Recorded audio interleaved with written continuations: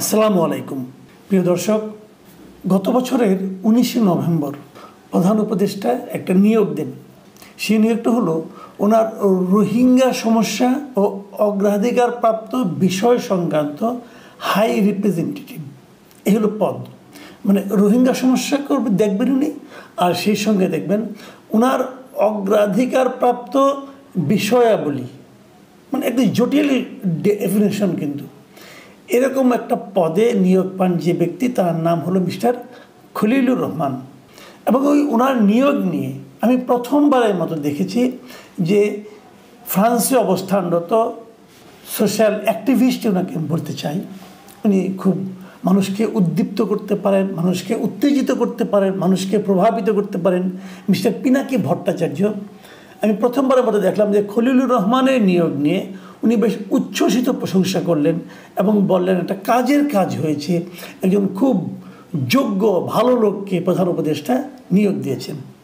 পরে নানা জায়গায় শুনেছি এই নিয়োগের পিছনে ওনারও নাকি প্রভাব ছিল, উনিও নাকি সরকারকে নানাভাবে প্রভাবিত করে এই ভদ্রলোককে এই গুরুত্বপূর্ণ পদে নিয়োগ দিয়েছেন।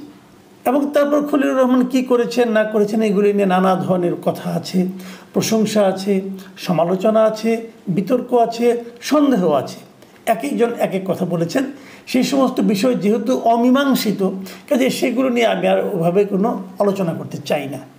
আমি যে কথাটা বলতে চাই সেটা হলো ওনাকে সর্বশেষ যে পদে নিয়োগ দেওয়া হয়েছে সেই পদটা হলো, মানে দুদিন আগের কথা বলছি, ওনাকে আগের ওই পদের পাশাপাশি আরও একটা গুরুত্বপূর্ণ পদে নিয়োগ দেওয়া হয়েছে। সেই পদটা হলো জাতীয় নিরাপত্তা উপদেষ্টা। মানে খুবই গুরুত্বপূর্ণ পদ একটা, মানে আমাদের জাতির এই দেশের নিরাপত্তা বিষয়ক উনি উপদেষ্টা হয়েছেন। কেবল তাই নয়, গত বুধবার মানে 9 তারিখে সরকার কর্তৃক জারিকৃত যে প্রজ্ঞাপন, সেখানে একথাও বলা হয়েছে যে খলিলুর রহমান সাহেব জাতীয় নিরাপত্তা উপদেষ্টার পাশাপাশি প্রধান উপদেষ্টা ডক্টর মোহাম্মদ ইউনূসকে প্রতিরক্ষা মন্ত্রণালয় সংক্রান্ত দায়িত্ব পালনেও সাহায্য করবেন। মানে ভার্চুয়ালি উনি প্রতিরক্ষা মন্ত্রণালয়ের একজন গুরুত্বপূর্ণ ব্যক্তিতে পরিণত হলেন। এই জায়গাটাতে আমি একটু প্রশ্ন করতে চাই। আমার প্রশ্নটা খুব সহজ। সেটা হলো, মিস্টার খলিলুর রহমান গত 10 বছরে, গত 15 বছরে, গত 20 বছরে কয় দিন বাংলাদেশে ছিলেন? উনি কোন দেশের নাগরিক? উনি কোন দেশের পাসপোর্টধারী? উনি আমেরিকার নাগরিক। উনি আমেরিকার পাসপোর্ট নিয়েছেন, উনি আমেরিকার পাসপোর্টধারী। হ্যাঁ, উনি দ্বৈত নাগরিক, হয়তো উনি বাংলাদেশেরও নাগরিক আছেন, সেটা ঠিক আছে, কিন্তু পাশাপাশি উনি আমেরিকার নাগরিক।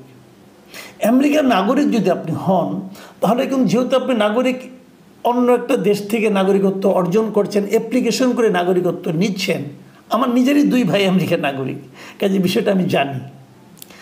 আপনাকে কিন্তু একটা শপথ নিতে হয় যে আপনি আমেরিকার নাগরিক হিসেবে আমেরিকার স্বার্থ দেখবেন, স্বার্থ সমুন্নত রাখবেন। তো এরকম একটা বিদেশি নাগরিককে আমাদের প্রতিরক্ষা মন্ত্রণালয়ের গুরুত্বপূর্ণ ব্যক্তি হিসেবে নিয়োগ দেওয়া আমাদের জাতীয় স্বার্থের জন্য কি স্বাভাবিক? এটা কি প্রত্যাশিত? আমরা কেমনটা চাইব? ওনাকে জাতীয় নিরাপত্তা উপদেষ্টা, ভারতে যেটা মিস্টার অজিত দোভাল, খুব পাওয়ারফুল লোক, কিন্তু অজিত দোভালকে দেখে আপনারা বুঝবেন এটা কত বড় একটা পদ। সেই পদে আমাদের জাতীয় নিরাপত্তা উপদেষ্টা দায়িত্ব পালন করছেন একজন আমেরিকান নাগরিক। এটা কিভাবে সম্ভব এবং এটা কেন সম্ভব? উনি আমাদের নিরাপত্তা নিয়ে কতটুকু সচেতন থাকতে পারবেন? উনি তো আমেরিকার নাগরিক।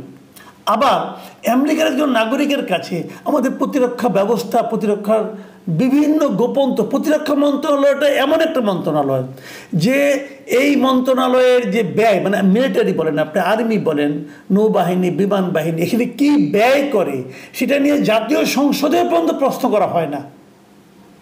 জাতীয় সংসদে পর্যন্ত এগুলো আলোচনা করা হয় না, কারণ এটা এতটাই ক্লাসিফাইড ডকুমেন্ট। সেই ক্লাসিফাইড ডকুমেন্ট যেখানে থাকে সেখানে আপনি একজন বিদেশি নাগরিককে ঢুকতে দিচ্ছেন? ভাই, আপনারা পেয়েছেনটা কি? আপনারা কি শুরু করেছেন? আপনারা এই জাতিকে আর কত অপমান করবেন? আপনাদের সংবিধান সংস্কার করতে হবে, বিদেশি নাগরিক আলী রিয়াজকে নিয়ে আসছেন। গণমাধ্যম সংস্কার করতে হবে, ইংল্যান্ডের নাগরিক কামাল আহমেদকে নিয়ে আসছেন। এবং আমি জানি না, আমাকে একজন দায়িত্ব নিয়ে বলেছেন যে আমাদের নির্বাচন ব্যবস্থার সংস্কারের জন্য যে ভদ্রলোকের দায়িত্ব পেয়েছেন বদিউল আলম মজুমদার, উনিও নাকি বিদেশি নাগরিক। আমি এটা শিওর না, কিন্তু আমি শুনেছি, খুব গুরুত্বপূর্ণ জায়গা থেকে শুনেছি। কি হচ্ছে এগুলো?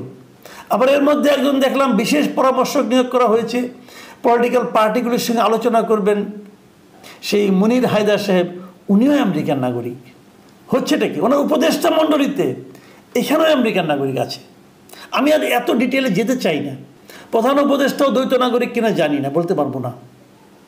তো আমরা কিন্তু এতদিন দীর্ঘদিন ধরে বলে আসছিলাম যে আমরা ভারতের অনেক লোক আমাদের দেশে আছে, তারাই নাকি সব কিছু নিয়ন্ত্রণ করে। আমরা এটাকে প্রতিবাদ করেছি, আমরা বলেছি এটা হওয়া উচিত না। বিদেশের একটা দেশের লোক আমাদের এখানে কেন আসবে? অথবা বিদেশের স্বার্থ যারা সংরক্ষণ করে তারা আমাদের দেশের গুরুত্বপূর্ণ দায়িত্বে কেন থাকবে বলেছি। তো এখন আমি কি বলবো? আমাদের জাতীয় নিরাপত্তা উপদেষ্টা আমেরিকান নাগরিক রে ভাই। এই ভদ্রলোককে নিয়ে প্রথম আমি শুনেছি, আমাদের একজন প্রখ্যাত সাংবাদিক আছেন মিস্টার আরশাদ মাহমুদ, ওনার ফেসবুকে একটা লেখা নিয়ে উনি বিশাল লেখা লিখেছেন এই মিস্টার খলিলুর রহমান সম্পর্কে। এবং ওখানে উনি বর্ণনা করেছেন 2001 সালে উনি কীভাবে দেশে আসলেন। তখন লতিফুর রহমানের উনি ঘনিষ্ঠ আত্মীয় হিসেবে লতিফুর রহমান তাকে নিয়ে আসলেন। উনি একসময় পররাষ্ট্র মন্ত্রণালয়ে চাকরি করতেন, চাকরি করে তারপরে ওখান থেকে নিয়ে অন্য জায়গায় চলে গিয়েছিলেন আমেরিকাতে, দেশে আসেননি। লতিফুর রহমান তাকে প্রথমবার নিয়ে আসলেন, এনে তাকে একেবারে ডেপুটি সেক্রেটারি হিসেবে তাকে নিয়োগ দিলেন। পরে তাকে 24 ঘন্টার মধ্যে তাকে আবার 12 ঘন্টার মধ্যে তাকে আবার প্রমোশন দিয়ে আরেকটা পোস্টে বসালেন। তারপরে ওনার পিএস হিসেবে কাজ করলেন। তখন থেকে এই প্রশাসনের একজন নারী কর্মকর্তার মৃত্যুর সঙ্গে কীভাবে স্ক্যান্ডালে উনি জড়িয়ে গেলেন সেগুলো নিয়ে আরশাদ মাহমুদ সাহেব অনেক কথা লিখেছেন।